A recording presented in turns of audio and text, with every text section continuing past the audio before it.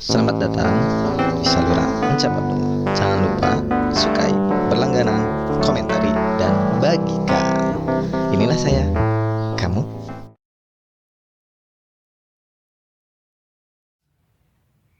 Dan Lebaran pun datang lagi. Persoalannya belum bergerak. Harga kebutuhan pokok naik. Masyarakat panik. Heboh mudik. Korban jiwa di jalanan bikin galau. Dan arus balik dapat dipastikan akan tetap kacau. Aku sendiri punya persoalan buntu yang tak bisa dipecahkan. Walau sudah setengah mati banting tulang, hasilnya hanya cukup untuk bayar uang pangkal sekolah anak-anak. Sempat ada cecunguk yang menawarkan bagaimana mendapat SKM dan KGS atau kartu yang bisa menolong mengurangi beban. Tapi apa daya hati kecil menolak. Akhirnya kesombongan itu terkumpul membuat bangkrut di puncak Ramadan.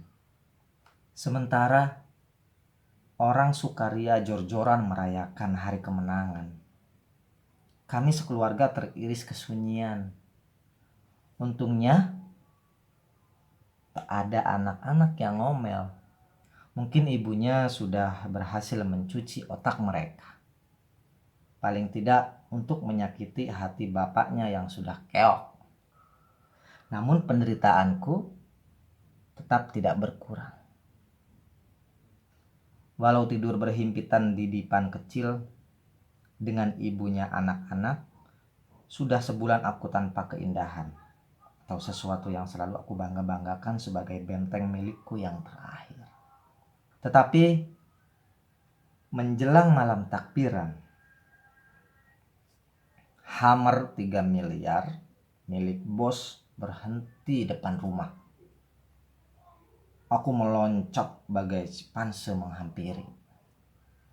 Begitu kaca jendela menguak memuntahkan wajahnya yang segar bugar, aku sudah menyapa. Sore bos, minal aidin wal faizin, maaf lahir batin. Dia membalas lalu tertawa.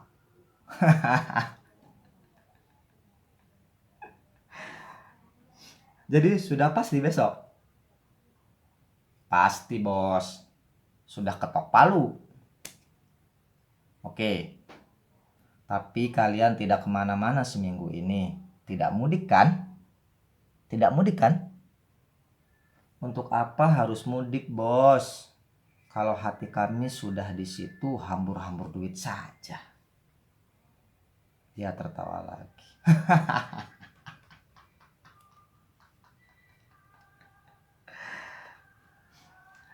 Oke, oke.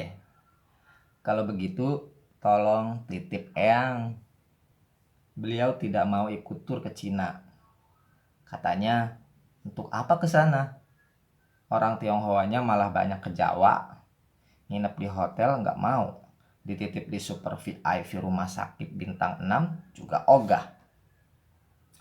Maunya di rumah kalian ini yang sudah dikenalnya. Oke? Aku belum sempat menjawab. Pintu belakang terbuka. Eyang turun diiringi kopor besar perlengkapannya. Assalamualaikum. Aku sampai lupa membalas sapa Eyang. Kepalaku seperti kejatuhan batu. Gila. Untuk makan sekeluarga saja masih pertanyaan. Bagaimana kalau mesti menjamu Eyang yang hanya doyan makan masakan Eropa dan buah-buahan impor itu? Kesalahanku berikutnya, ini sulit aku maafkan. Ketika bos merogoh sakunya untuk mengeluarkan dompet, menalangi biaya mengurus. Eyang dengan sigap aku kunci sikunya. Sambil senyum TST menunjukkan tak ada masalah. Beres bos, jangan ragu-ragu, kami akan jaga beliau. Bos berangkat saja. Kapan? Ini, sekarang langsung ke Cengkareng. Aku masih tersenyum. Bangsat memang. aku selamanya terlambat memantau kemalangan. Barangkali memang itu bakat dasar pecundang. Tak mampu membaca proses, jadi semua harus dijalani. Baru setelah hammer itu lenyap, dan istriku berbisik di telinga sembari senyum. Dikasih berapa?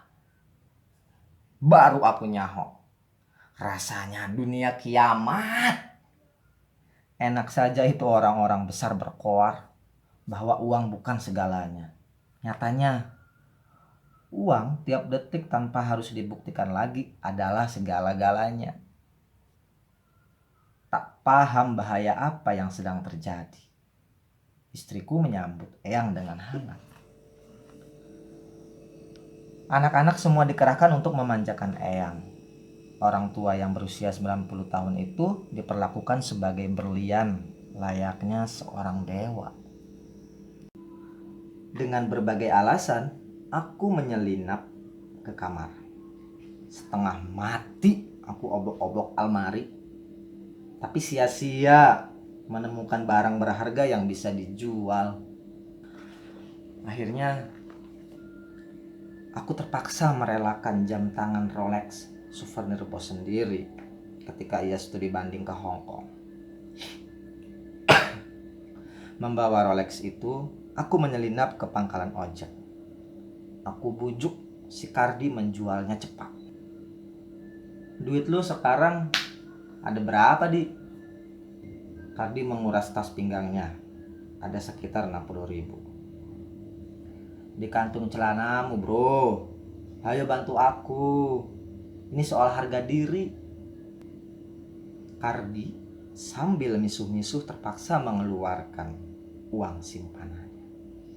Akhirnya aku bisa mengumpulkan 250.000. Itu cukup untuk malam itu. Besok, soal besok. Ketika kembali ke rumah, istri dan anak-anakku nampak kelimpungan. Aku jadi cemas. Eyang hilang, Bang. Eyang hilang, kata istriku ketakutan. Tadi lagi semua beres-beres untuk menetapkan kamar beliau, kami lupa memperhatikannya. Jangan-jangan beliau tersinggung. Setelah kamarnya siap, beliau kabur. Padahal tadinya Eyang ikut membersihkan kamar. Lapar salah satu anakku. Eyang bahkan ngelap meja sambil menyanyi. Apa-apa-apanya dong. Dia yang merancang bagaimana mengaturnya, di mana harus meletakkan kopornya. Tapi tiba-tiba hilang. Jangan-jangan dia sudah pulang lagi. Aku cepat ambil alih kendali. Anak-anak disebar ke tetangga menelusuri jejaknya. Ada yang mencari ke rumah bos. Aku sendiri lapor ke kantor polisi. Istriku gentayangan bertanya-tanya pada siapa saja di jalanan. Hasilnya nol. Dengan tangan hampa, pukul 10 malam, kami memutuskan kembali ke rumah. Allahu Akbar, Allahu Akbar, Allahu Akbar. Malam takbiran sudah digelar. Lalu lalang dan suara petasan heboh. Kami semua lelah, gerah, lapar dan cemas. Seperti kalah perang, kami memasuki rumah.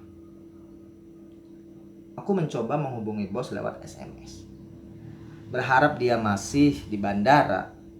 Tapi seperti sudah kuduga, HP-nya dimatikan. Rasanya aku makin tolol saja. Tiba-tiba dari ruang makan ada teriakan.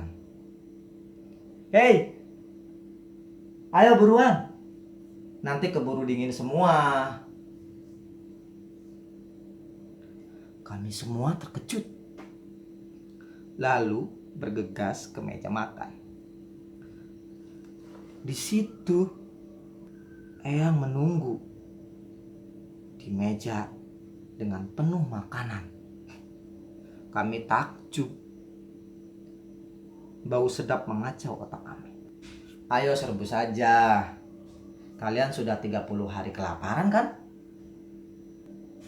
Tanpa menunggu komando kedua, kami menyerbu. Seperti piranha kami sikat habis yang ada di meja. Dalam sekejap, ludas tandas semua. Eyang memperhatikan kami dengan kagum. Matanya yang bersinar itu berkaca-kaca. Ia kelihatan begitu terharu pada kerakusan kami. Eyang belum pernah melihat orang menghargai makanan seperti kalian, kata Eyang sambil menepuk pundak anak-anakku. Dada ini rasanya plong, hidangan tidak ada sisanya. Besok di samping dipesankan lagi yang lebih enak, Eyang juga akan masak resep tradisional warisan leluhur Eyang. Setuju? Kami menjawab serempak. Setuju! Habis makan, kami pindah ke ruang depan, nonton televisi. Atas usul Eyang, anak-anak memilih mata acara, kemudian dinikmati bersama. Itu terbalik dari kebiasaan. Biasanya, aku atau istriku yang berperan. Eyang heran, kenapa kalian tidak masak menjelang buka? Eyang pikir kalian berkecukupan. Habis pakaiannya keren-keren begitu. Ternyata itu keliru. Kalian ternyata kerek. Tapi tak apa. Biasa. Semua orang begitu. Besok semua biaya tanggungan Eyang. Kami tercengang. Tak percaya apa yang kami dengar. Eyang tak mencoba meyakinkan kami. Kelihatan jenis orang tak peduli. Tak suka basa-basi, ngomong hanya satu kali. Di mata kami, dia jadi seksi. Lalu Eyang mengajak nonton siaran musik. Dan langsung ikut cingkrak-cingkrak edan. Tapi akhirnya, aku dan istriku ikutan berjoget. Rumah berubah jadi diskotik. Ujung-ujungnya, Eyang dan anak-anak nonton pertandingan Barcelona mempermalukan Thailand 7-1. Aku dan istriku tercengang melihat orang tua yang lanjut usia itu berteriak dan misuh-misuh mengikuti larinya bola. Eyang seperti ornamen yang melempas dari pola yang telah lama menindasnya. Ia begitu lepas. Makhluk apa ini? Bisikku. Tapi kemudian kuralat. Makhluk dari mana sekarang aku ini? Esoknya dan esoknya menjadi hari-hari baru. Ajaib. Bagaimana Eyang menyulap rumah kami dalam sekejap. Dari gelap mendadak ceria dan bersemangat. Di luar dugaan, Eyang ternyata berlapis-lapis di bawah keriputnya. Ia yang semula terasa sebagai fosil, monster masa lalu, jebulnya menyembunyikan, memiliki kepribadian lentur.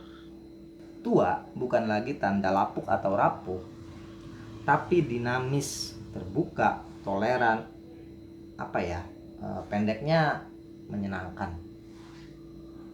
Tak sebagaimana yang kami duga, kekayaannya tidak menjadikan dia pongah atau egois. Yang onderdil canggih yang dipasang dimanapun. Klop. Anak-anak terpesona. Awalnya bingung mengapresiasi bagaimana mungkin mereka bisa luluh dengan produk zaman bahala itu. Ternyata kenyataan bertentangan dengan teori. Aku tak habis pikir bagaimana Eyang bisa aktif, gesit, spontan, dan ringan menghampiri kami. Khususnya anak-anak yang sering kami cap liar. Bablas. Sama sekali tanpa jarak, tanpa terasa dibuat-buat. Eyang menghampiri, menjemput dan membalut kami seperti kabut menelan gunung. Anak-anak tenggelam, lupa daratan dalam pukau Eyang. Baru pertama kali kurasakan bahwa usia, latar belakang, kondisi sosial tidak menjegal. Tak ada yang bisa menghalangi asal manusia mau menyatu. Pada hari ke-6, Eyang mengajak kami menyewa sebuah minibus pariwisata. Lalu semua kami keliling sekitar Jakarta, mengecap situs-situs bersejarah. Perjalanan yang menelan waktu sepanjang hari itu sangat menarik. Meskipun juga melelahkan, tapi tak seorang pun nampak menyesal. Tampak ada satu orang pun menyesal. Pukul 7 malam, kami baru sampai di rumah. Terkuras tetapi puas. Hanya saja mobil Hummer itu sudah menunggu di depan rumah. Sopirnya segera menghampiri kami. Bapak mendadak pulang karena dipanggil presiden ke istana dalam rangka perombakan susunan kabinet. Katanya kepada Eyang, saya diperintahkan menjemput ibu.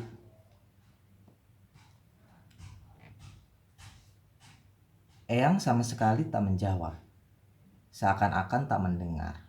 Ia langsung mengerahkan anak-anak mandi untuk kemudian nonton acara TV yang sudah mereka tunggu-tunggu.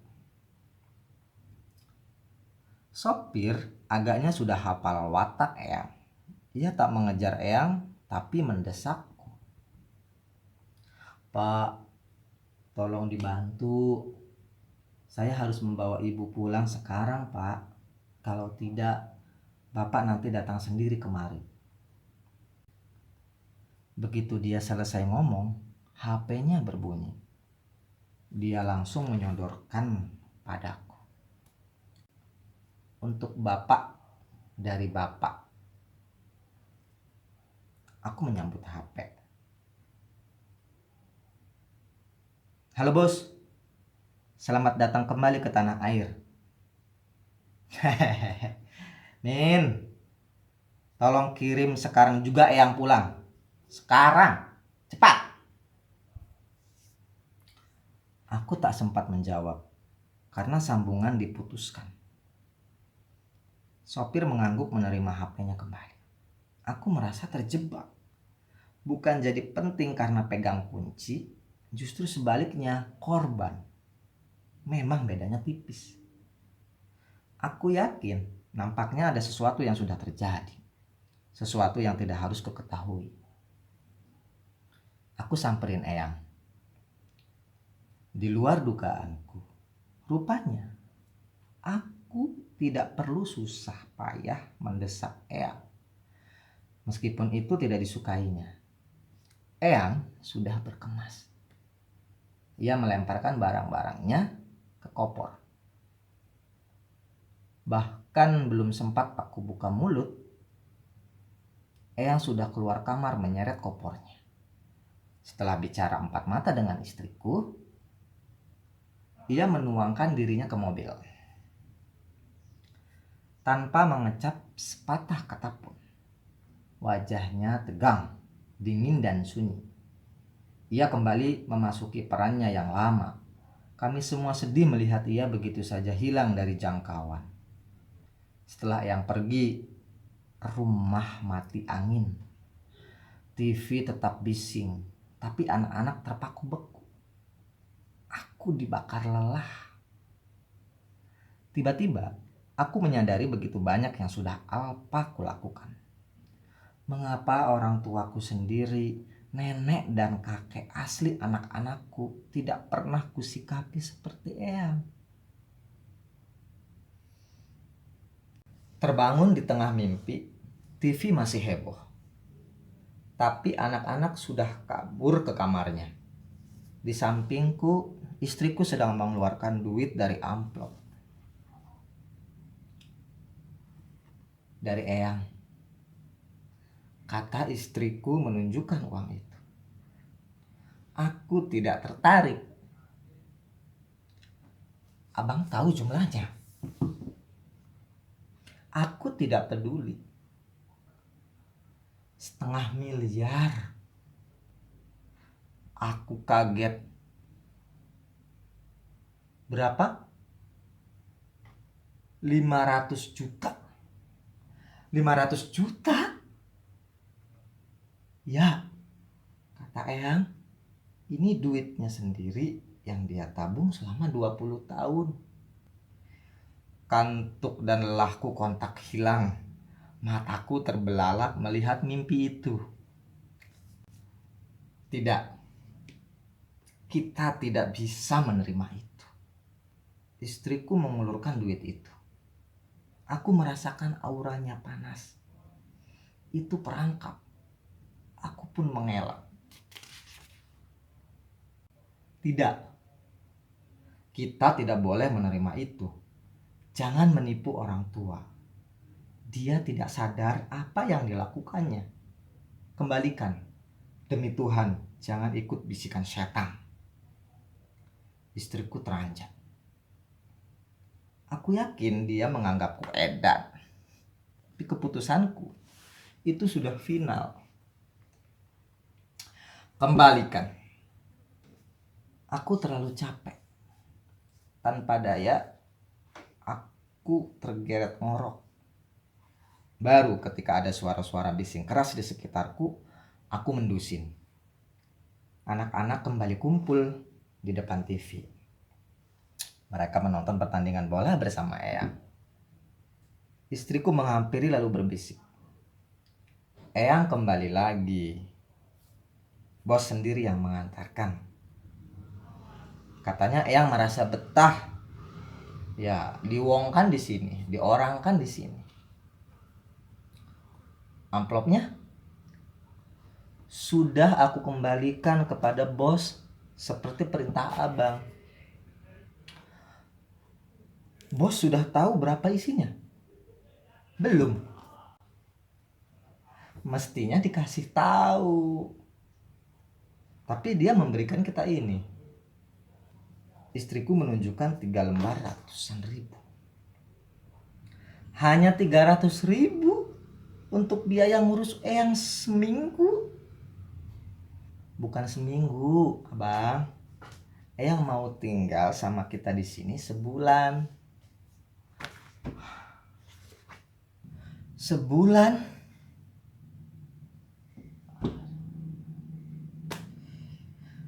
Edan. Kenapa bukan seumur hidup?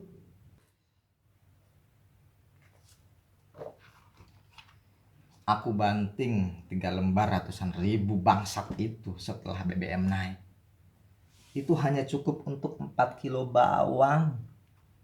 Istriku menyabarkan. Sambil menarik tanganku ke kamar.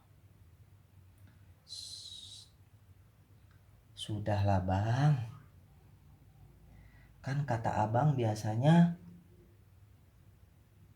duit bukan segala-galanya katanya.